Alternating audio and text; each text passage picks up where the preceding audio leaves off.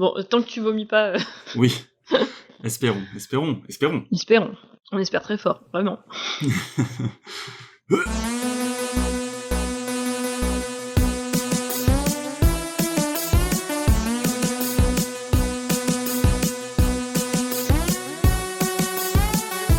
Bonjour tout le monde, vous êtes sur Nos langues dans ton oreille, le podcast où on va parler lecture, livres, langue et peut-être même langage. Moi c'est Eric. Moi c'est Isabelle. Et aujourd'hui Isabelle, pince-toi le nez, arbore ta plus belle moue parce que nous allons parler de... Du dégoût. Ah, plutôt. Mais avant de se répugner, Isabelle, j'ai quand même bien envie de savoir ce que tu as lu d'intéressant depuis la dernière fois. Alors j'ai relu The Importance of Being Earnest d'Oscar Wilde, que j'avais lu il y a très longtemps et je suis retombée dessus. J'ai eu envie de le relire. Et voilà, donc ça m'a fait plaisir j'ai retrouvé... En fait, j'ai été un peu toujours déçue par c'est un peu ce que j'aime pas dans les comédies, que ce soit chez Molière, que ce soit chez...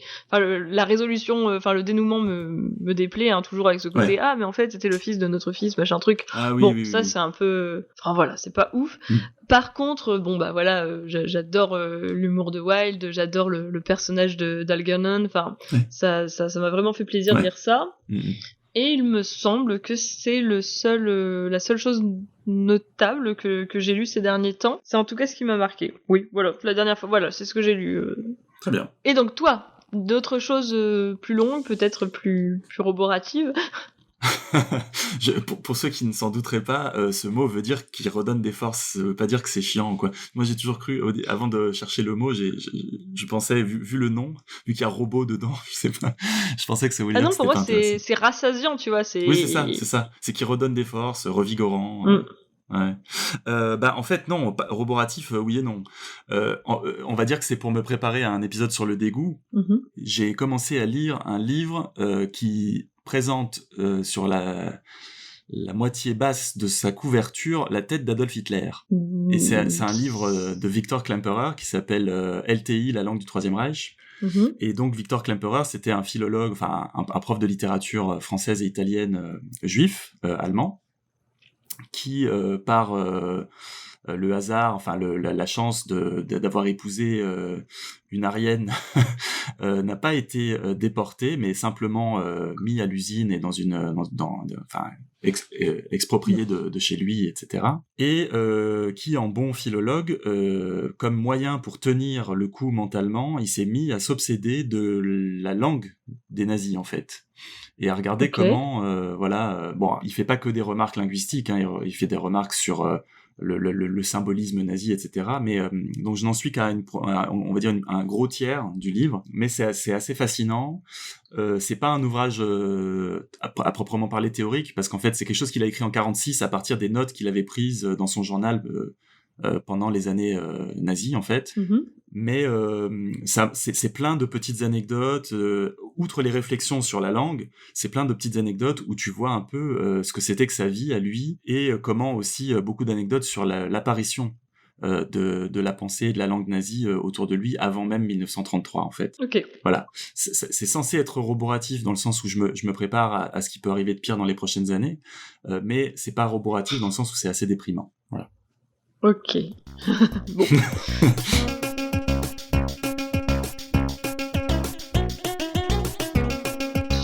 Sur cette petite note joyeuse, attaquons notre sujet ô combien plus optimiste. N'est-ce pas ?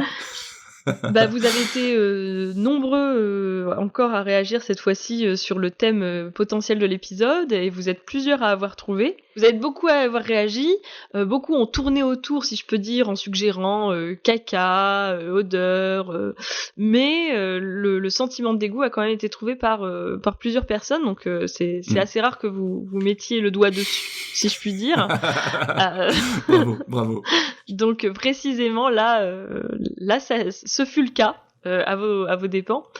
Et voilà, donc on poursuit notre panorama des sentiments après la jalousie, la peur, pour continuer dans les tréfonds de l'âme un peu humaine. glauques de l'âme humaine et de la littérature. Mais voilà. C'est intéressant d'ailleurs que moi j'ai beaucoup pensé au rapport entre peur et dégoût. Oui. Parce que on peut peut-être commencer par là, petite confession, enfin que pour toi c'est pas une confession parce que tu m'as vu aux premières loges un jour les cadavres de rats dans la rue. Ah oui. Et je serais bien empêché de dire si, enfin objectivement il y a pas de logique que ça soit de la peur. Donc j'aime bien dire que c'est du dégoût. Parce que c'est quelque chose de mort et quelque chose qui traîne. Mais en même temps, comme j'aime pas les rats vivants non plus, donc ce qui nous est arrivé un jour dans les rues de Lille, à l'époque, avec Isabelle, c'est que nous marchions côte à côte en discutant. Et j'ai vu un rat écrasé sur ma droite, sur le trottoir ou sur le caniveau, et j'ai quasiment bondi dans les bras d'Isabelle. En tout cas, je me suis saisi de son bras sans pouvoir me l'expliquer. Il y avait un côté cartoon. Donc on peut dire que le dégoût fait peur. Bon. Mais tout ça, ce n'est pas de la littérature. C'est ça. Une fois qu'on a dit ça, on n'est pas encore... On est dans le prolongement de ce qu'on a peu déjà travaillé, mais on n'a pas répondu à ce qui faisait le dégoût en littérature. Et... je pense que comme d'habitude dans ce podcast, ce qui va nous intéresser, je pense que de toute façon, quand il va s'agir de sentiments et d'impressions, on va pas pouvoir rester dans une posture universitaire au-dessus de nous-mêmes. Hein. Il y a un moment où on va faire appel à notre propre expérience, et je pense qu'il faut partir de ce qui nous dégoûte et de voir comment ça s'applique en littérature. Est-ce que des choses qui ne me dégoûtent pas peuvent me dégoûter en littérature ? Est-ce que des choses qui me dégoûtent vont être atténuées ? Et comment un auteur peut s'emparer ? Est-ce qu'il le fait volontairement ? Est-ce qu'on va créer le dégoût chez le lecteur ? Est-ce qu'au contraire, c'est quelque chose de fortuit qui arrive ? En tout cas, moi, ça a été intéressant pour moi de creuser ces éléments, puisque ça m'a obligé à me confronter à pas mal d'extraits en me posant ces questions. Oui, et donc en fait, comme donc c'est un double lien, puisqu'on a parlé le dégoût, donc on le prend en tant que comme ça une émotion, un sentiment, mais ça permet aussi de faire le lien avec ce qu'on a déjà dit lors de la saison 1 sur les sens, les sensations, et notamment sur l'épisode 3 qui parlait du goût et des odeurs. Et à ce sujet, je crois, Isabelle, que tu as beaucoup de choses à dire sur le dégoût et les désodeurs. Alors, de manière générale, moi, effectivement, la manière dont les sens sont exploités en littérature, c'est un sujet qui me passionne. Mais c'est vrai que quand on a parlé de dégoût, spontanément, j'avais tendance à aller vers quelque chose de sensoriel. Je pense que c'est un peu le plus simple en la matière. Et si on veut pas tout de suite passer dans vraiment les choses très sombres, un de mes souvenirs de lecture dégoûtante, c'est Gaston Lagaffe. Et c'est sa cuisine. Alors j'ai dans la tête une vignette où il est en train de cuisiner dans son bureau sur un petit réchaud de cuisine, et on a une fumée noire déjà qui va évoquer vraiment à quel point l'odeur peut être forte, et heureusement on a le texte qui ne nous laisse pas en suspens, parce que on peut pas identifier le plat juste au visuel. C'est très clairement le petit Gaston enthousiaste avec son grand sourire qui va nous dire: surprise les enfants, je vous fignole ma fameuse morue aux fraises avec mayonnaise chantilly au capre et je la flambe au pastis. Alors, quand j'ai découvert cette vignette, je n'avais pas vraiment une idée du goût du pastis, qui est déjà assez clivant en lui-même. Mais déjà, l'idée de morue aux fraises, mayonnaise chantilly, je sentais que j'avais pas envie d'y goûter. Et pour le coup, c'était quelque chose vraiment d'assez spontané, d'assez viscéral. Vraiment, Gaston, je l'aime beaucoup, mais sa cuisine, il y avait vraiment quelque chose qui me repoussait dans ces pages-là foncièrement.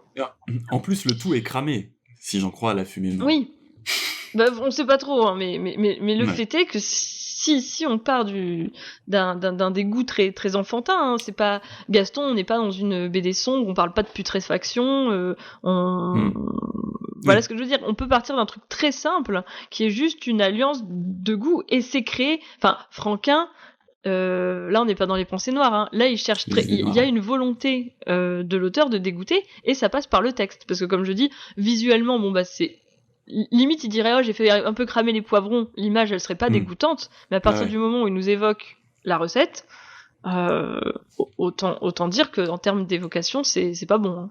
Ouais, tout le reste a cristallisé pour toi autour de cette évocation du poisson aux fruits. Le mélange mayonnaise chantilly déjà. Ouais, aussi, ouais. niveau technique, c'est bon, hein, mais non. Voilà. Donc voilà, moi spontanément, je le raccrochais au sens. La scène primitive du dégoût chez Isabelle. Et de fait, en cherchant un peu, on s'est rendu compte que y a un problème autour de cette, on va dire, cette expression du dégoût sensoriel, parce que elle est omniprésente dès qu'il s'agit de parler de dégoût. J'ai l'impression que même en termes de quantité, si on cherche des informations sur le dégoût en littérature, on va pas tellement avoir une évocation de ce qui dégoûte en littérature, on va avoir une description des choses dégoûtantes en littérature. Donc ça va pas être un objet purement littéraire, c'est vraiment, on passe par le thème, par ce qui est décrit pour suggérer le dégoût. C'est ça, c'est-à-dire symboliquement, en fait, on va avoir beaucoup du symbole, en fait. On va avoir moins de paroles dégoûtées ou dégoûtantes. D'ailleurs, c'est vrai, on s'est beaucoup penché sur le dégoûtant, mais il faudrait parler aussi du dégoûté et comment le dégoûté, en fait, passe par le dégoûtant. je vais m'expliquer. Pour se faire comprendre, en fait, mais on y reviendra peut-être tout à l'heure dans la question des jugements de dégoût.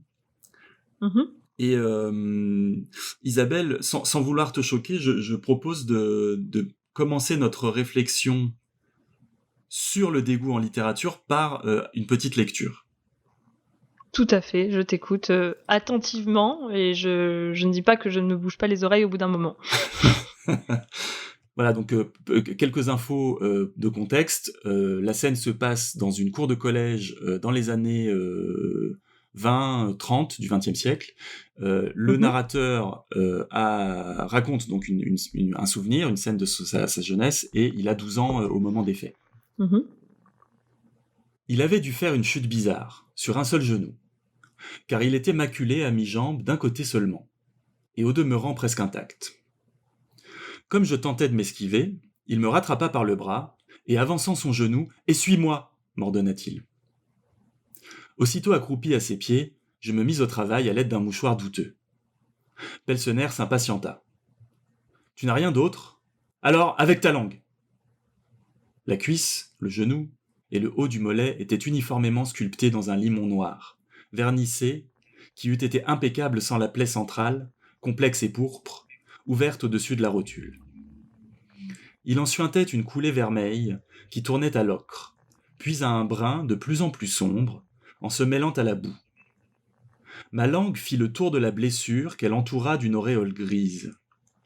Je crachai à plusieurs reprises de la terre et des résidus de mâche-fer. La plaie, d'où le sang continuait à sourdre, étalait tout près de mes yeux sa géographie capricieuse avec sa pulpe gonflée, ses élevures blanchâtres de peau excoriée et ses lèvres roulées en dedans. J'y passai la langue rapidement une première fois, pas assez légèrement cependant pour ne pas provoquer un tressaillement qui souleva en rictus le bourrelet de muscles arrondis coiffant la rotule. Puis une seconde fois plus longuement. Enfin, mes lèvres se posèrent sur les lèvres de la blessure et y demeurèrent un temps que je ne mesurais pas. Appétissant. Et alors pourquoi c'est appétissant ? C'est ça en fait la question qu'on devrait se poser. Comment est-ce qu'il fait pour nous le rendre désappétissant ? J'ai l'impression que déjà il y a un caractère surprenant. Enfin, parce que spontanément, et c'est revenu dans les retours de nos auditeurs, mais même moi spontanément quand j'ai recherché sur le dégoût, on pense pipi, caca, vomi, enfin vraiment des choses très classiques. Et là j'ai l'impression qu'on est sur une pensée originale, en fait, en quelque sorte, puisque si on te dit les choses qui te dégoûtent, il me semble que les gens vont jamais dire lécher la plaie au genou d'un camarade. C'est pas une réponse spontanée, c'est pas une réponse courante. C'est pas une réponse courante de quelqu'un quand on parle de dégoût. Et donc, j'ai l'impression que, et là je parle d'un point de vue vraiment littéraire, il y a le dégoût, il jaillit aussi un peu de la surprise, si je peux dire. Parce que, pour moi, il y a une gradation. D'abord, on voit que l'enfant est blessé. Voilà, on peut aimer, pas aimer, le sang, tout ça. Mais, déjà, demander à l'autre d'essuyer sa plaie, il y a une première surprise, on se dit pourquoi c'est lui qui est censé te soigner, vu qu'on est face à deux petits garçons, c'est particulier. Ensuite, on voit qu'il envisage de la lécher. Oui. Donc là, vraiment, je pense que c'est le moment où on grimace en lisant le passage. Oui. Et puis après, il y a cette débauche de description du bourrelet au-dessus de la rotule, du renflement de la chair. Enfin, une plaie. Dire juste une plaie. On voit ce que c'est. Mais aller dans le détail à ce point des infractuosités, en gros, de la blessure... Non seulement ça surprend, non seulement ça dégoûte, mais ça nous met en situation vraiment de se mettre à la place de celui qui découvre ces... Parce que je pense moi-même n'avoir jamais observé avec une telle acuité une plaie que je m'étais faite. Donc pour ressentir le moindre creux, le moindre renflement, il faut aller au contact, si j'ai envie de dire. Oui. Disons qu'il y a une surenchère verbale de la description de ce moment où il lui lèche la plaie, parce que non seulement on s'y attarde, donc on multiplie les phrases, on consacre du temps à ce moment. On le fait pas par des répétitions ou quoi que ce soit, on le fait en entassant des descriptions de plus en plus riches, en quelque sorte. Donc ça, c'est pour que ce dont on parle. Et je regarde le texte, là, on va vraiment donner à voir, en fait. On va jouer d'abord sur le visuel, et puis après peut-être aussi sur le sensible, en fait, pour vraiment incruster, si je peux dire, la plaie dans l'attention du lecteur. Oui, et c'est étonnant, je trouve, d'être dégoûté par le toucher. Ouais. Tu vois, autant il y a un rapport au sens qui est évident, autant c'est pas le toucher qu'on mettrait le plus en rapport avec le dégoût. Là, alors que là, moi j'ai l'impression que vraiment c'est le toucher qui nous dégoûte le plus. C'est un tout. C'est vrai que ça commence, il évoque la boue, etc. Tant que c'est pas la plaie, c'est vrai que c'est plus virtuel. Mais tu vois, il y a une opposition entre le limon noir de la jambe, qui est pleine de boue, vernissé, impeccable, et ensuite plaie centrale, complexe et pourpre. Donc mon complexe, je sais pas trop ce qui... on va voir qu'il y a une recherche comme ça aussi, tous ces mots un peu, justement, j'allais dire un peu recherchés, un peu, c'est pas du vocabulaire forcément courant, mais qui viennent dans, en tout cas, l'esthétique donc là c'est Michel Tournier, en fait, c'est le roi des aulnes de Michel Tournier. Donc il y a une recherche du mot peut-être un peu rare, ou en tout cas sophistication du crado. C'est ça. Par rapport à ce que tu disais sur la surprise, je pense aussi à cette notation de couleur quand il dit que ma langue fit le tour de la blessure qu'elle entoura d'une auréole grise. Et alors bien sûr, c'est parce qu'il enlève de la boue et que ça se mêle. Enfin, tu vois, il y a un espèce de milieu entre la couleur de la peau et le limon. Mais ce gris, c'est bizarre, tu vois. Moi, ça m'évoque peut-être, parce que je vais le chercher, mais comme c'est une couleur bizarre pour de la peau, ça m'évoque tout de suite, tu sais... La putréfaction. Ouais, la putréfaction, j'allais dire simplement le moisi, tu vois. Alors non, moi ça m'évoque, tu vois, ces espèces de trucs poilus que tu trouves sur les fruits, voilà. Moi, j'allais pas. Moi, j'étais encore plus crado, en fait. Vas-y. Non, mais moi j'y voyais vraiment la putréfaction du cadavre, tu vois. Oui, bien sûr. Plus que l'orange pourrie, quoi. Ouais, bien sûr. Non, mais il y a tout ça. Après, moi, c'est vrai que je reprends le déroulé, et on n'est pas encore arrivé à la fin de la gradation dont tu parlais, parce que il y a donc après la surprise initiale avec ta langue, tu vois, en plus la façon dont l'autre, c'est une relation un peu de domination qui s'installe entre Pelsener et Abel Tifauge, le narrateur, et ça c'est le moment, on va dire, pas inaugural, parce que le moment inaugural c'est avant, quand il lui fait un petit tatouage de collégien, mais c'est le moment, le point culminant où ça y est, à partir de là il y aura plus de, c'est l'effet de cliquet, il y aura plus de retour, il lui appartient et il peut en faire ce qu'il veut, quoi. Donc débauche de description, débauche de notation visuelle et en cherchant les mots rares. Je pense que là, il faudrait prendre le temps de le faire. Et c'est pas un épisode consacré à cette page du Roi des Aulnes, mais regarder dans la construction, on va dire, moi je dirais prosodique, donc le jeu des consonnes et des voyelles, voir comment tous ces mots forment système entre eux pour créer quelque chose qui ne soit pas de l'harmonie imitative, mais à la fois du son et du sens, puisque c'est toujours ça dans le langage, hein. C'est toujours les deux. Mais la gradation, elle se termine par quoi, Isabelle ? Quand est-ce que ça passe encore une barre ? Il y a un baiser. Moi, ça me fait penser à l'embrassade du cadavre dans Shining, tu vois. Il y a vraiment ce côté. Mes lèvres se posèrent sur les lèvres de la blessure. T'as l'impression d'un truc qui se scelle. Et là, c'est sur le rapport de domination et d'appartenance dont tu parlais. On y est clairement. Il y a un rapport malsain. Il y a un rapport malsain, c'est qu'on est en plein dégoût et on a ce vocabulaire amoureux qui, par le contraste, dégoûte encore plus. Mais moi, je pense que, à ce moment-là, il y a une rupture, mais bon, après, moi, comme je l'avais déjà lu, elle se faisait avant, la rupture, mais il y a une rupture entre mon point de vue et celui du narrateur, où là, je me dis, bon, là, c'est moi qui suis dégoûté, mais lui, il ne l'est plus. Tu vois, lui, il embrasse, en fait. Mm-hmm. Et c'est le fait que mes lèvres se posèrent sur les lèvres de la blessure. Et ils demeurèrent un temps que je ne mesurais pas. En fait, le paragraphe se termine là-dessus, et en fait, là, lui, il kiffe, en fait, pour moi. C'est comme ça que je le comprends. Moi, je le vois vraiment comme ça. Okay. Je pense que il y a une sensualité. Enfin, le baiser final, il nous oblige à y voir une sensualité, mais il me semble que c'est une sensualité tordue. Tu vois, il y a vraiment ce côté. Oui. Je pense que la plupart des gens, on est quand même dans la paraphilie. Oui. Un peu costaud, dans quoi. Ce sens-là, oui, complètement. Oui, complètement. Et c'est pas un hasard, je vais y revenir, mais j'ai juste envie de souligner une dernière fois comment cette gradation, elle se fait pas simplement dans de plus en plus de dégoût, mais le dégoût, en fait, il change de... C'est plus la même chose qui est dégoûtante à la fin. Parce que au début, ce qui est dégoûtant, c'est il met sa langue sur une plaie, la plaie elle est dégueulasse, c'est un bourrelet, c'est une pulpe gonflée avec des élevures blanchâtres. Mm-hmm. À la fin, ce qui est dégoûtant, c'est c'est quoi ce garçon qui aime embrasser les plaies?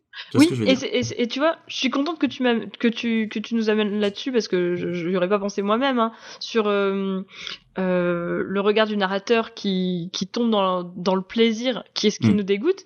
Parce que la scène dont tu me parles, elle m'évoque un extrait de Gary, de La Promesse de l'Aube, qui repose à peu près sur le même rapport de domination. Sur le même rapport de domination et sur le fait de manger des choses abscons, mais parce que véritablement on a ce regard de Gary, cette tonalité toujours un petit peu moqueuse sur lui-même, qui met à distance. Alors j'ai l'extrait. Au cours des jours qui suivirent, je mangeais pour Valentine, donc il essaye de séduire une petite fille, plusieurs poignées de vers de terre, un grand nombre de papillons, 1 kilo de cerises avec les noyaux, une souris, et pour finir, je peux dire qu'à 9 ans, je pris place parmi les plus grands amants de tous les temps, en accomplissant une prouesse amoureuse que personne, à ma connaissance, n'est jamais venu égaler. Je mangeais, pour ma bien-aimée, un soulier en caoutchouc. Et il me semble que si il l'avait décrit avec la complaisance de Tournier, ça pourrait être proprement répugnant. Mais comme il y a ce côté décalage entre le fait et la manière dont c'est décrit, hein, une prouesse amoureuse, plus grand amant de tous les temps, comme du foutage de gueule, bien sûr. Ça ne dégoûte pas. On se dit juste, mais qu'est-ce qu'il a avec son truc en caoutchouc. Ouais. Mais c'est parce qu'il y a ce regard du narrateur qui se moque. Ouais, clairement. Après, je suis tout à fait d'accord pour qu'on s'interroge sur la complaisance de Tournier à l'égard de son personnage.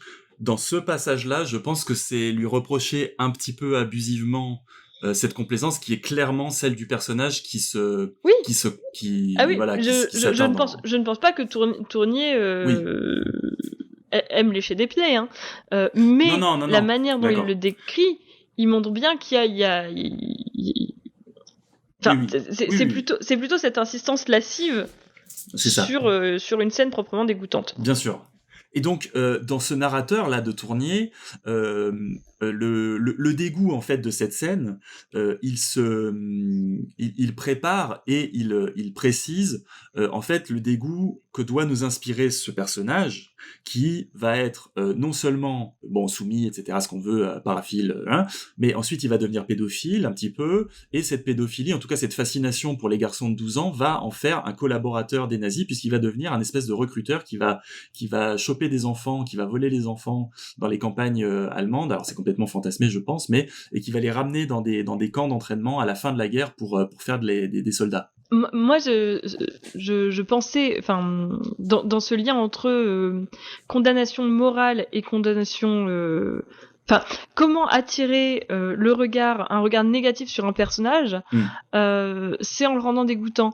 Et je pensais beaucoup, enfin, j'ai l'impression que Stephen King le fait beaucoup. J'ai relu là, du coup, pour le podcast, pas mal d'extraits de La Ligne verte. Je me rappelais que La Ligne verte s'ouvre sur l'infection urinaire du héros. Donc il y a vraiment un rapport à l'urine intense, mais le narrateur, c'est un gardien de prison lambda, ni bon ni mauvais, enfin. C'est un peu le bonhomme neutre par lequel on rentre dans l'histoire. Et l'évocation de sa... Enfin voilà, le récit commence par « il se plaint d'avoir une infection urinaire ». Et il va être soigné de cette... Enfin, le personnage condamné à mort, là, pour avoir soi-disant tué les petites filles, il va le soigner en le touchant, et c'est comme ça qu'on va basculer dans le fantastique, c'est que on découvre les pouvoirs magiques du condamné à mort qu'on va suivre le plus, parce que il soigne l'infection urinaire du gardien narrateur. En parallèle, il y a un personnage horrible, enfin vraiment le pire de La Ligne verte, c'est le gardien fort bien nommé Percy Wetmore. Ouais. Qui, à force, enfin, il passe son temps à taper sur les détenus, tout ça, et à un moment, il y a un des détenus qui le chope et qui le menace de le violer, en gros. Et j'ai l'extrait dans le coin. C'était Delacroix, donc un autre détenu. Il se tenait devant la porte ouverte de sa cellule et pointait le doigt vers Percy, donc il vient d'être attrapé par un autre détenu. « Regardez, il a pissé dans son froc !» hurlait Delacroix. « Regardez donc ce que ce fanfaron a fait. Il s'est tapé sur les gens avec sa matraque comme le mauvais homme qu'il est. Mais si quelqu'un le touche, il se fait piper dessus comme un bébé. » Et de s'esclaffer en braquant son index comme une arme. Et après, on va avoir toute cette description de l'humiliation de Percy, qui est vraiment un personnage mauvais, hein, et ça ne va faire que empiéter. On sait que c'est fondateur. Hein. Et c'est ce qui caractérise le personnage, c'est qu'il est lâche, c'est qu'il se pisse dessus, c'est qu'il est dégoûtant, mais que par ailleurs il va pas, il a aucune dignité. On voit que le narrateur a pitié de lui. Enfin, en gros, il dit qu'il est bien content qu'il n'y ait pas eu trop de témoins parce que, vu le nom de famille de Percy, bien malheureux en l'occurrence, ça aurait été une histoire qui se serait transmise de génération en génération de détenus. Ouais. Et il pose une main sur l'épaule de Percy un peu pour le réconforter. Et il dit enfin, Percy, au lieu de se sentir un peu honteux, il dit si jamais vous parlez de ça, je vous promets qu'en moins de 2, vous irez faire la queue à la soupe populaire.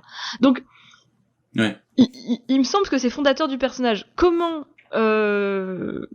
King il arrive à nous montrer ce mec-là, il est pas digne, ce mec-là ne veut pas qu'on le regarde, ne veut pas qu'on le considère. Méfiez-vous de ce type-là. Il s'appelle Wetmore, c'est celui qui se pisse dessus. Alors que celui qui va être du côté qu'on va être est soigné de son infection urinaire. Donc il y a tout un truc autour il y a un truc autour du pipi chez King qui est très significatif d'un point de vue moral. Ouais. C'est assez dégoûtant, hein, Stephen King. C'est des livres qui font peur, hein, ils sont connus pour faire peur, mais il est très très fort aussi sur le dégoût. Ouais. Et je pense que là, ça pose la question aussi de notre regard, de cette bascule où le dégoût, il est plus tellement sensoriel. C'est ce qu'on dit, effectivement, je pense qu'il n'y a pas grand monde qui aimerait lécher des plaies, mais il y a un jugement presque moral. Comme tu disais, il y a quelque chose de « Ah, mais pourquoi il aime ça ?» Mais j'imagine quelque part que lire les scènes d'amour homosexuel dans le livre blanc de Cocteau, si je le fais lire à Christine Boutin, je suis pas sûre qu'elle se dise « Oh là là, quel poète !» Oui. Il me semble que c'est à l'aune aussi d'une normalité qu'on va aussi juger ce qui peut être représenté, ce qui peut être vu. C'est peut-être la différence justement entre... Enfin, il y a toujours cette injustice du procès Flaubert qui gagne d'un côté, Baudelaire qui perd de l'autre. Mais peut-être que Baudelaire est condamné parce qu'il y a une sensualité folle sur des objets qui sont réprimés par la société du 19e siècle, alors que Flaubert décrit l'adultère, c'est pas bien, c'est vilain, c'est pas gentil, mais il y a pas... La poésie de Baudelaire, elle a une... Enfin voilà, on a eu la charogne, on a eu le fait qu'il évoque des amours lesbiennes, le fait qu'il est... J'ai l'impression que l'objet qu'il décrit, en plus d'être immoral, comme peut l'être la conduite de Madame Bovary pour les contemporains, en plus, il y a cette fascination, cette sensualité de ce qui est incompréhensible pour eux. De cette bascule dans rendre beau des choses dégoûtantes. Et là, moi, ça me reproche des procès qui peuvent être faits à Hugo, de mettre en avant le grotesque, ou même à Shakespeare. Voltaire, quand il décrit l'œuvre de Shakespeare, il parle d'Hamlet en disant... La tragédie d'Hamlet est une pièce grossière et barbare qui ne serait pas supportée par la plus vile populace de la France et de l'Italie. Je passe un peu. On se fait la fosse sur le théâtre, des fossoyeurs disent des colibés dignes d'eux, en tenant dans leurs mains des têtes de mort. Le prince Hamlet répond à leur grossièreté abominable par des folies non moins dégoûtantes. On croirait que cet ouvrage est le fruit de l'imagination d'un sauvage ivre. Parmi ces irrégularités grossières, on trouve dans Hamlet, par une bizarrerie encore plus grande, des traits sublimes dignes des plus grands génies. Donc, il n'est pas complètement à charge, hein, mais il parle vraiment de son dégoût de mettre en avant, de mettre en exergue, dans une œuvre qui par ailleurs est belle et se veut belle, des éléments indignes... Oui, des choses indignes de ce type de considération. Ouais. En fait, c'est la question du dégoût en propre. C'est pour ça que ça serait réducteur de le ramener simplement à une réaction instinctive, en fait, à des choses physiques et sensorielles, parce que pour moi, c'est ce que tu dis, le dégoût, c'est un marqueur de jugement et de contrôle social. Même dans ce qui te dégoûte toi, Isabelle, les gens qui posent leur front gras sur les vitres, oui. Le dégoût se porte sur un élément physique, mais c'est aussi une attitude qui est sanctionnée en toi par ce dégoût. Tu vois ce que je veux dire ? Ah oui, effectivement, c'est un truc qui me révulse vraiment quand je monte dans un bus ou dans un train et que sur la vitre, on voit vraiment le front des précédents. Donc oui, effectivement, moi je juge énormément ce type d'attitude. Voilà. Et on le voit bien dans les remarques que tu fais sur Voltaire et sur Christine Boutin. Le dégoût est relatif, mais pour les gens qui sont trop prompts à proclamer le français la langue de Voltaire, voilà, prenez garde, vous savez pas forcément à qui vous vous associez. Le dégoût, il est aussi, il est branché, il est connecté sur les normes en fait de la personne qui est dégoûtée. Et c'est pour ça que je trouve intéressant aussi de poser la question du dégoût en littérature comme jugement sur la qualité de l'œuvre, en fait. On a parlé du dégoût ressenti au moment de la lecture, mais j'ai le souvenir, alors malheureusement j'ai pas retrouvé l'extrait, j'ai le souvenir d'avoir étudié avec une classe un texte de Bernanos qui parlait des romans de Zola. Un texte de Bernanos sur les romans de Zola. C'est marrant, c'est tellement des univers qui ne coïncident pas dans ma tête.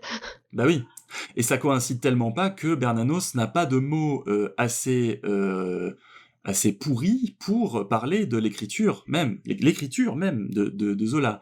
Il dit il y a une comparaison avec mais quand je le dis, on dirait que c'est une expression toute faite, mais il y a toute une métaphore sur le tas d'ordures. C'est-à-dire que les romans de Zola, c'est un amoncellement de poubelles littéraires et humaines, tu vois.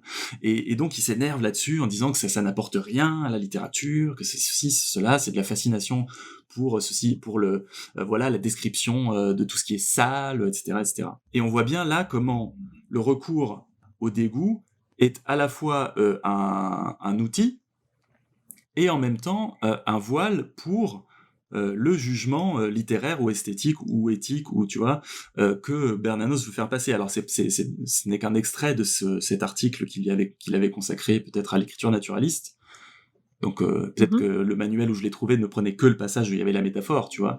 Mais on dirait que c'est un expédient, c'est un raccourci, le dégoût, quand on veut persuader plutôt que convaincre, pour reprendre des catégories scolastiques, quand on veut s'adresser au sens et faire passer le message peut-être plus vite, mais aussi sans réfléchir. Mais on voit la même chose pour les peintures de Rembrandt, dont j'avais parlé dans l'épisode sur la grosse touffe de Dürer, que personne n'écoute d'ailleurs, passage. Les gens disaient que c'était peint avec de la merde, tu vois, que la peinture sentait la merde. Et il me semble que il y avait quelque chose de similaire avec George Sand, non?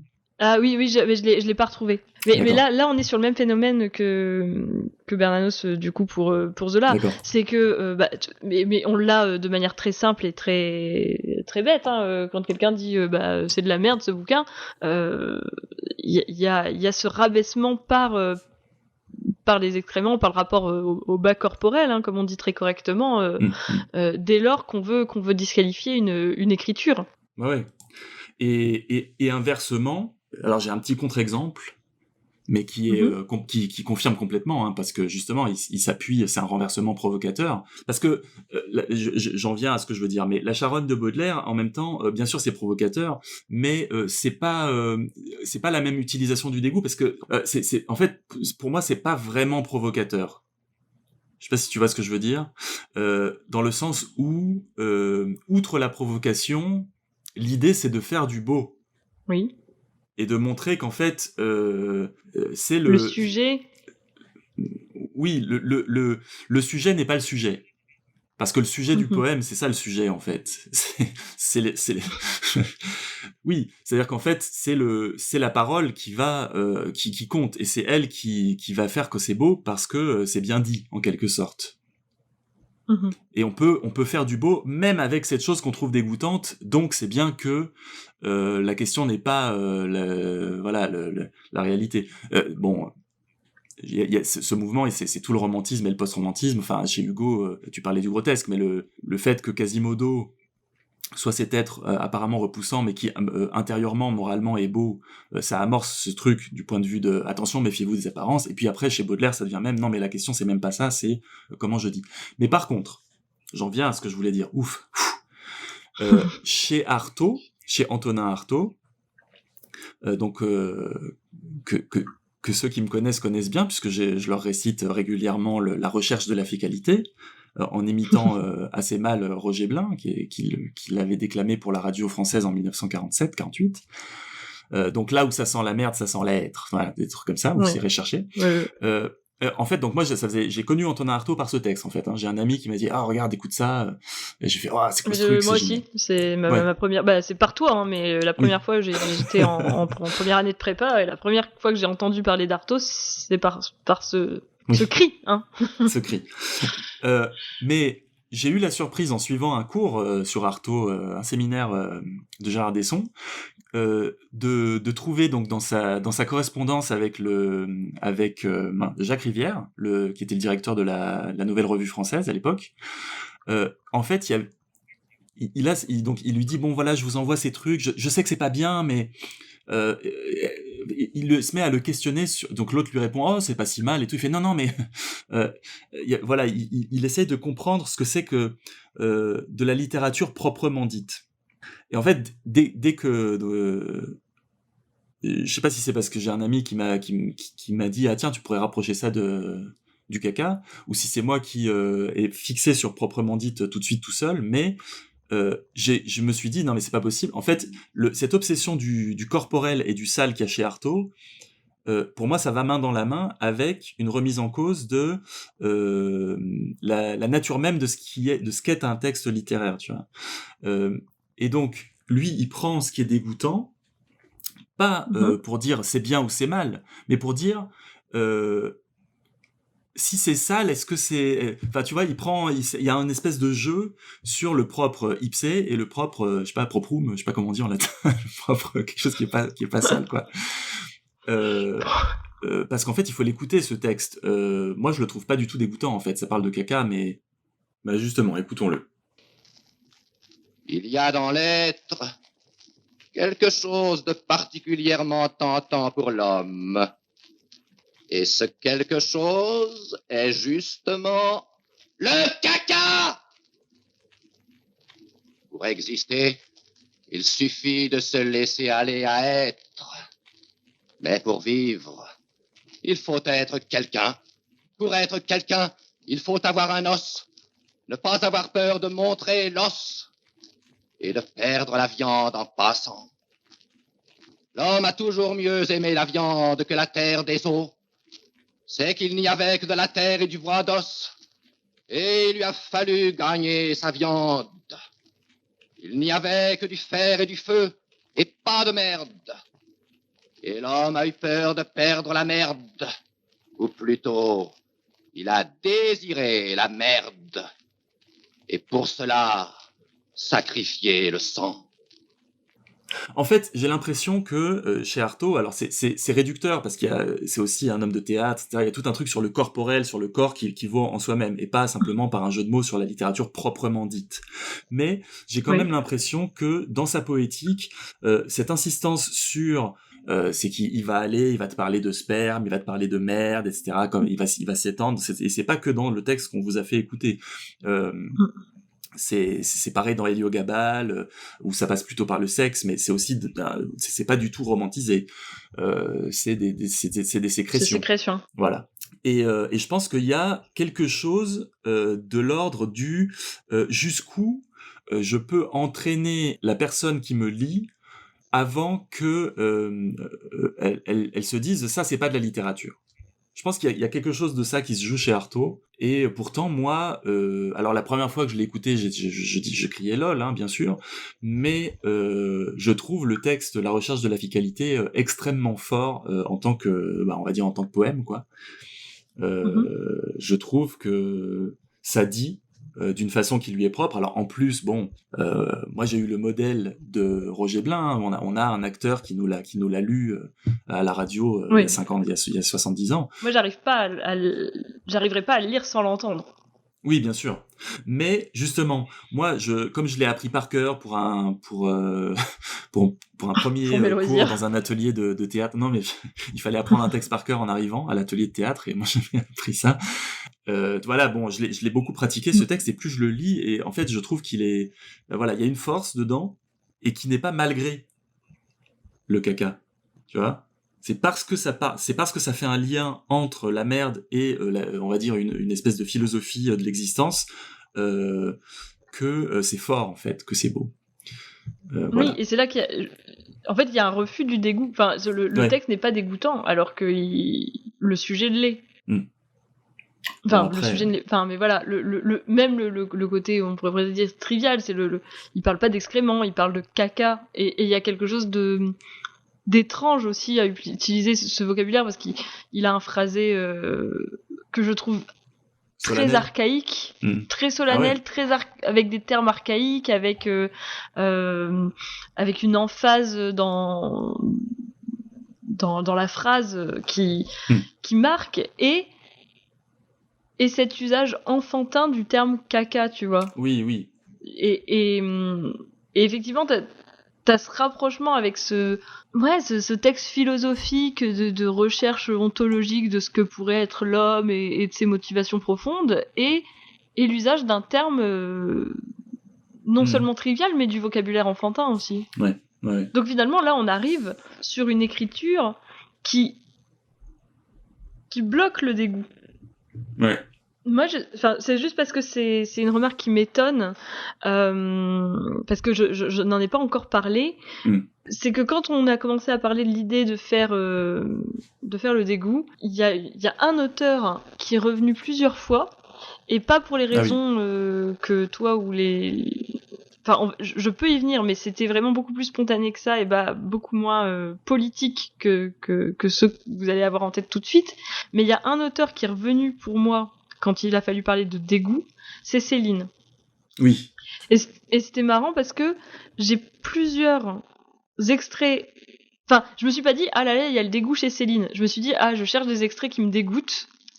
Et d'abord, j'ai pensé au tout début du voyage, au bout de la nuit, où il parle des chevaux qui sont tellement abîmés par la selle que ça forme des plaies sous leur dos. Et il décolle là. Et donc je l'ai relu, Et à la relecture, ça me dégoûtait plus autant. Je me suis dit, bon, non, c'est pas un extrait qui me... Et donc, je cherchais toujours des scènes dégoûtantes. Et il y avait la description du métro, par Céline. Ouais. Où il dit qu'il y a des... en plus, il y a tout un mélange où il parle des... Donc voilà, donc il décrit la banlieue, il décrit les voyages en tramway, en métro, et en plus il parle de la banlieue de Rancy. Donc déjà t'as tout un imaginaire qui va se mettre dans l'onomastique du lieu. Hein. Et puis il vous parle de gadou, de cheminée. Faut avoir le courage des crabes aussi à Rancy, surtout quand on prend de l'âge et qu'on est bien certain d'en sortir jamais plus. À bout de tramway, voici le pont Poisseux qui se lance au-dessus de la Seine, ce gros égout qui montre tout. Au long des berges, le dimanche et la nuit, des gens grimpent sur les tables pour faire pipi. Les hommes, ça les rend méditatifs de se sentir devant l'eau qui passe. Ils urinent avec un sentiment d'éternité comme des marins. Et vraiment, j'ai un souvenir vraiment violent de ce texte. Et ça continue, et après, même dans le côté, il raconte toute l'odeur du métro. Le métro avale tout et tous, les complets détrempés, les robes découragées, bas de soie, les métrites et les pieds sales comme des chaussettes, cols inusables et raides comme des termes, avortement en cours, glorieux de la guerre, tout ça dégouline par l'escalier. Enfin, donc j'ai à nouveau eu Céline. Et puis enfin, je cherchais toujours des extraits et je me rappelais qu'en prépa on nous avait fait un extrait de l'avortement. Enfin, cette scène elle est assez connue où il se rend chez les Henriot, je crois, où il y a une jeune femme qui est en train d'accoucher et c'est une demeure très petit bourgeois où tout ce qui importe à la mère, c'est que personne ne sache que sa fille a avorté et donc la fille elle est en train de mourir et lui il voit le sang qui est en train de s'écouler sous le lit et tout est poisseux, tout est crado, et voilà. Et c'est pas, enfin voilà. Ce que je veux dire, c'est que c'était pas un système. Je me suis pas dit, je vais penser aux choses dégoûtantes dans le voyage au bout de la nuit. J'ai cherché des scènes dégoûtantes et ça a convoqué en moi plusieurs scènes qui étaient toutes écrites par Céline. Oui. Et donc là, je me dis qu'il y a une volonté, et enfin voilà, c'est le voyage au bout de la nuit. Il y a une volonté stylistique d'installer le lecteur dans une œuvre globalement inconfortable. Parce que il y a son métier de médecin, il y a l'expérience de la guerre, et il y a quelque chose de plus général avec la description de la banlieue et du métro. J'ai l'impression que où que tu sois... cette espèce de dépression misanthrope globale du personnage. Voilà, c'est ça. Et ce que je voulais dire quand je disais que c'était pas aussi politique qu'on pourrait le croire, parce que le personnage de Céline en lui-même est déjà bien dégoûtant. Je veux dire, aujourd'hui, c'est très difficile d'évoquer Céline. En faisant l'impasse sur les 2 pamphlets des années 30. Ne serait-ce que ça. Ouais. Parce que ça fait partie de son œuvre. Et tu l'as en arrière-fond. C'est-à-dire que tu lis une œuvre assez Enfin, c'est paradoxal, c'est une œuvre assez dégoûtante d'un auteur profondément dégoûtant. Et par ailleurs, c'est une des œuvres qui m'a fait la plus forte impression littéraire quand j'étais au lycée. Je me rappelle vraiment d'avoir aimé le voyage au bout de la nuit, vraiment profondément. Alors que visiblement, mon esprit, quand je cherche des trucs dégoûtants, il y va spontanément. Tout de suite, il se dit allons par là. Mais je pense qu'avec Céline, de toute façon, c'est un stylisticien. Tout est inventé, son style, personne n'a jamais parlé comme lui, donc c'est pas de l'oralité en fait, c'est une fabrication. Donc, je pense que un peu comme ce que disait Umberto Eco de Casablanca, en fait, c'est tellement fabriqué que chaque passage est culte, puisque chaque passage est fait pour être culte. Bon, chez Céline, c'est pas une question d'être culte, mais je pense que voilà, il y a une recherche de l'effet qui fait que notamment quand on est un peu jeune littérairement, ça claque. Moi aussi, je l'ai lu à 20 ans et je trouvais que c'était fort, tu vois. Et je pense que Voyage au bout de la nuit, en tout cas, il faut se poser la question, parce que Céline, si vous entendez des gens qui veulent réduire ça à l'homme était dégoûtant, mais l'œuvre est magnifique, vous pouvez les envoyer bouler tout de suite, parce que ce qui est dégoûtant, c'est avant tout c'est l'œuvre, et c'est l'œuvre. Hein. C'est-à-dire que les Bagatelles pour un massacre, par exemple, c'est pas l'homme Céline, ça fait partie de son œuvre. Il l'a publié sous le même nom que ses romans, etc. Donc voilà. Mais je sais plus où je voulais en venir. Oui, je pense que le dégoût est politique, clairement. C'est-à-dire que pour moi, quand j'ai lu Voyage au bout de la nuit, bon, je ne connaissais pas les pamphlets, mais je savais que Céline, un peu comme Nietzsche, c'était un peu sulfureux parce que voilà, il y avait des nazis derrière. Je savais pas pourquoi. Bah, tu vois, après j'ai fait mais c'est la Première Guerre mondiale, mais rien à voir. Mais dans cette haine qui transparaît de ces narrateurs, parce que c'est pareil dans Mort à crédit. Mort à crédit, c'est pas, il y a du dégoût aussi, mais c'est plus un espèce de mépris pour une espèce de petite classe moyenne, tu vois, de gens. Bon, je sais pas, voilà, Mort à crédit. Je pense que dans le titre suffit à résumer un peu l'idée du roman. C'est des gens qui ne sont pas vivants à son opinion. Voilà. Moi, au bout d'un moment, quand après j'ai commencé à voir ce qu'il y avait d'autre dans Céline, je fais oui, en même temps, c'est pas non plus comme si Voyage au bout de la nuit, c'était, je sais pas, Emily Dickinson, tu vois ce que je veux dire, de la beauté sur les fleurs, et les sentiments, voilà, un peu évanescent. Bon, c'est pas les roses de Sadie, donc Marceline Desbordes-Bellemare, je sais que c'est pas Emily Dickinson, mais donc voilà, je pense que et on le voit dans ce que tu disais de Voltaire, et on le voit chez Céline, et le dégoût, pour moi, on peut dire qu'il est politique, en fait. Même si je comprends ce que tu veux dire, que c'était pas a priori politique, que c'était plus esthétique ou littéraire. En fait, il fait le lien entre les sens et les valeurs, quoi. Oui, mais c'est pour ça que je le convoquais, parce qu'il me semblait qu'il était intéressant de ce point de vue-là. Ouais.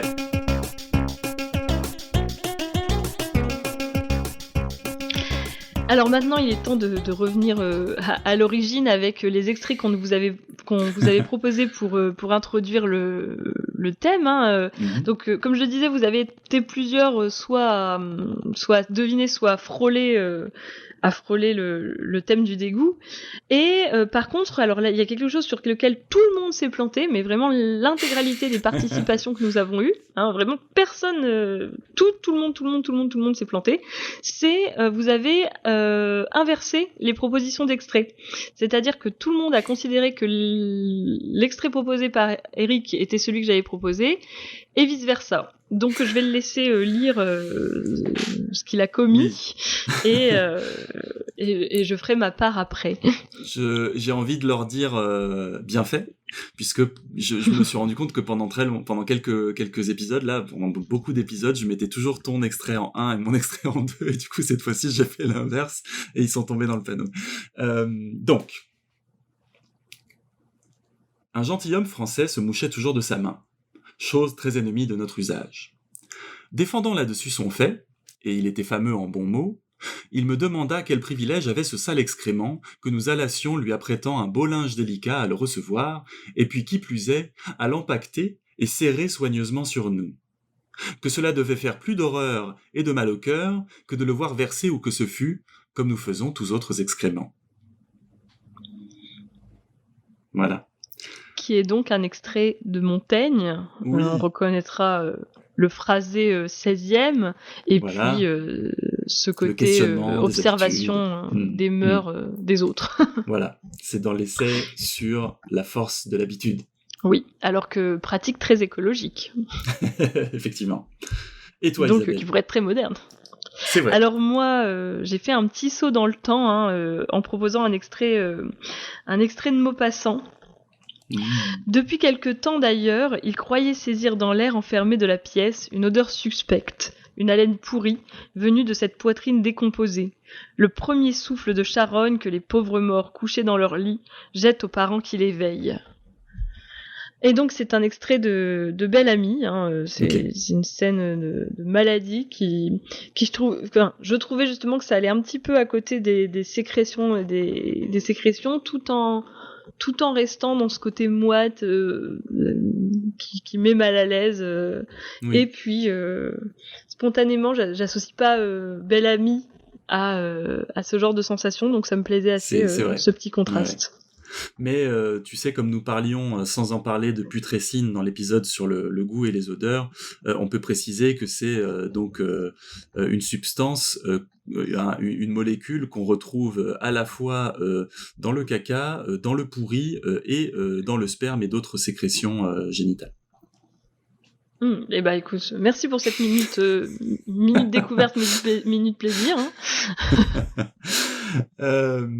Bon, ceci étant dit, il nous reste à vous remercier pour tous vos retours et vos écoutes et toute votre participation à cette belle aventure. Si vous voulez continuer à nous parler, vous pouvez le faire où, Isabelle ? Vous pouvez le faire sur pas mal de plateformes, hein, vu que nous sommes présents sur Facebook, sur Instagram, sur Twitter, par mail et par pigeon postal. Voilà, à chaque fois, c'est nos langues dans ton oreille, vous le chuchotez à l'oreille du pigeon, et pour le reste, c'est tout attaché, et vous nous trouvez dans tous ces réseaux sociaux. Tout à fait. N'hésitez pas à parler de nous, si vous aimez ce qu'on fait, s'il y a des chances que vos amis et votre famille et vos collègues aiment aussi. Et nous, ça nous aidera à gagner d'autres oreilles que les vôtres, donc ne soyez pas jaloux, il y en a pour tout le monde. Exactement, donc on attend, c'est vrai que vous êtes de plus en plus nombreux à réagir, à chercher, faire les petites devinettes, à avoir vos retours, c'est très agréable, hein. C'est vrai que c'est sympa de plus être seul face à nos questionnements, de voir un peu vos réactions. Donc en attendant nos futures interactions littéraires, hein, nous vous faisons des bisous, hein, de manière très classique, et puis on peut aussi envisager des léchouilles. Ouais, sur le genou. Sur le genou, si vraiment ça vous fait plaisir, hein, mais j'ai des doutes.